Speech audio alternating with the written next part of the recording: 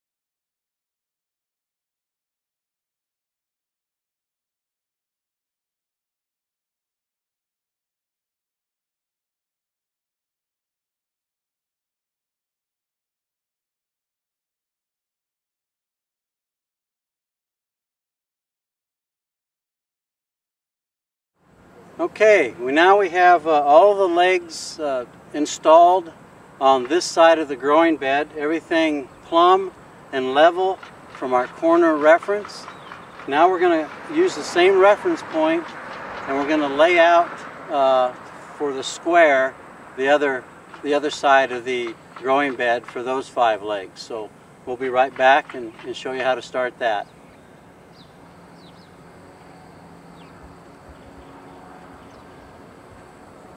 Okay, we're getting ready on this side to lay out for our greenhouse legs, and we've centered our tape measure on the growing bed. Now I'm going to take the 6-penny nail to mark my measuring point. So I'm going to go down here. I'm on the tape end side. Tape is set back of our reference line to width. We don't want the nail in our way. It's basically marking our distance between our legs and our corners. So you simply tap those in, continue on down the line, and then set the tape aside until you start putting your legs in. Now we'll come back next and show you how to get the proper width by using one of the other pieces. Now we'll talk a little bit about setting the width of the greenhouse when you put in your other reference leg. The 2 bottom pieces on your package when the kit comes to you have 3 holes drilled in them. These are 3/4, and there's a hole in the center, there's a hole on each end. So in setting your proper width, you'll basically center that hole on the center of the leg. So we'll set this down. We centered the hole in the brace on that leg, and we've done the same here. That's how we determine the proper width. And then we begin to drill. We've already begun to pound this one in, so it's set at the right place. And then when we're finished, this basically attaches to the holes that are drilled into the legs like this. And you'll use the threaded rod to do that.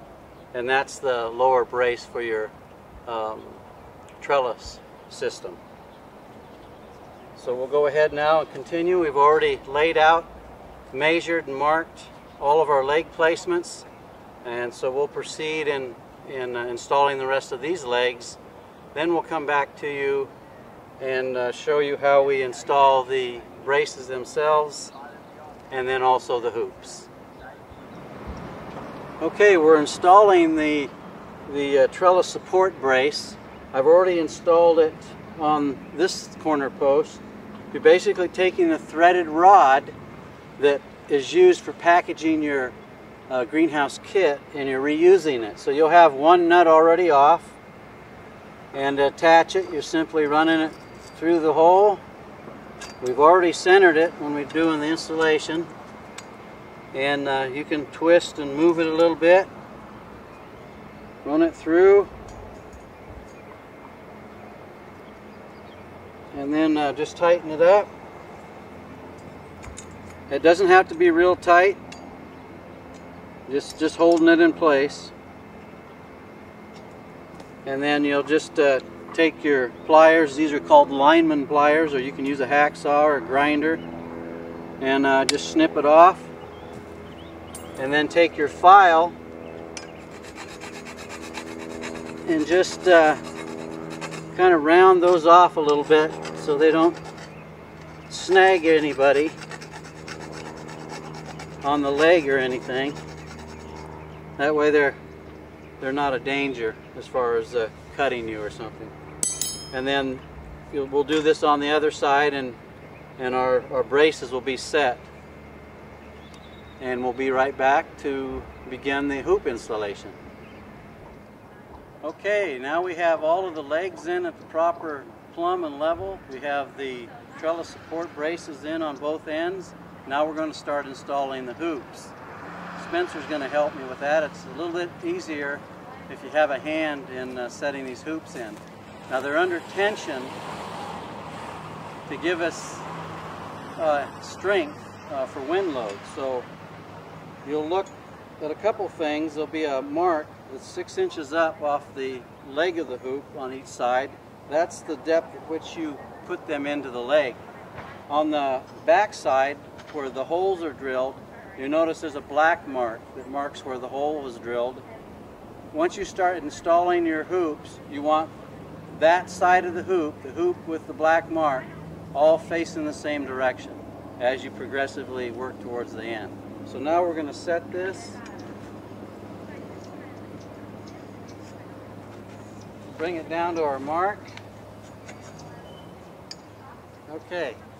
Now we're going to put our screws in, our self-tapping screws. The first screw will go 1 inch from the top. The second screw will go 1 inch from that one. The screws have to be on the inside, the non-plastic side. So there'll be plastic here. We need the screw in here. There'll be plastic on the side. The screw has to be on this side. So we'll start that. Put the first one in here, 1 inch below. Run your drill a little bit slow to get the dimple started. Then check your mark.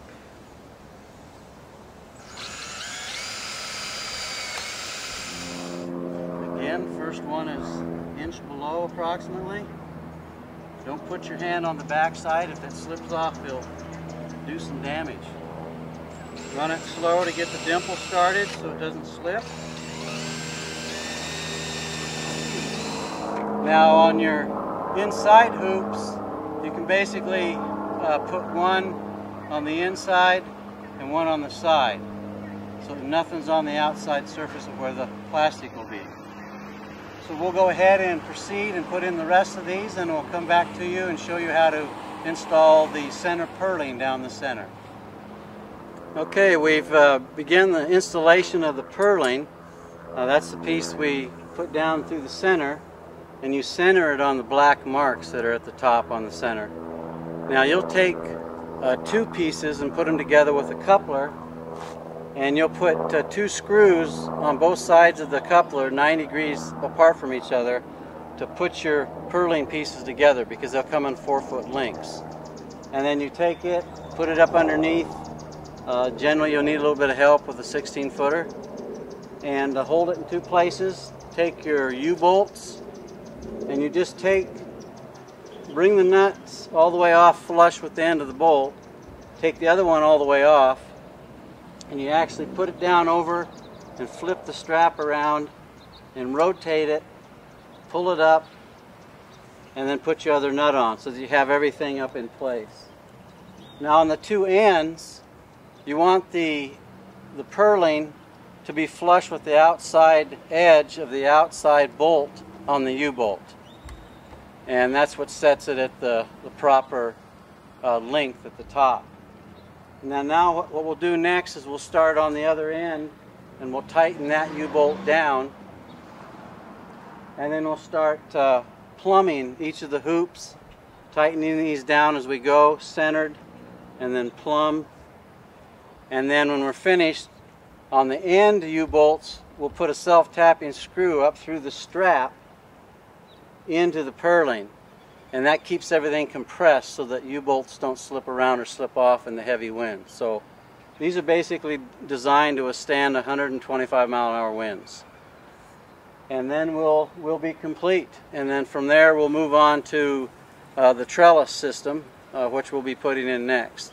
So we're going to proceed, tighten everything down, and put in the two self-tapping screws, one on each end, and then we're ready to roll to the next phase. Okay, we're going to tighten down and install the first U-bolt here on the end. I want to make sure that my U-bolt is vertical, plumb, and that the outside edge of the purling is flush or a little bit back from the outside edge of the outside U-bolt side. I'm going to hold it, make sure it's centered, and I'm going to tighten these down a little bit on each side, a little bit at a time, until I bring it down. And we're going to tighten it enough that it wraps the bottom plate up around the purling, and that basically bites in and locks it in place. Then we'll change, put our nut driver back on, grab a screw,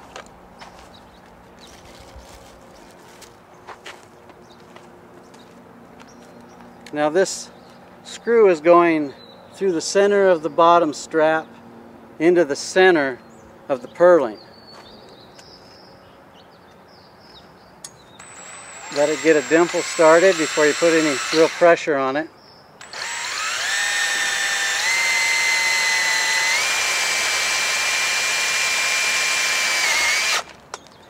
Now the importance of this is it keeps the frame structure compressed. Otherwise, in a wind, it could pull the purling right out of the clamp in a heavy wind. This locks everything in place on the ends.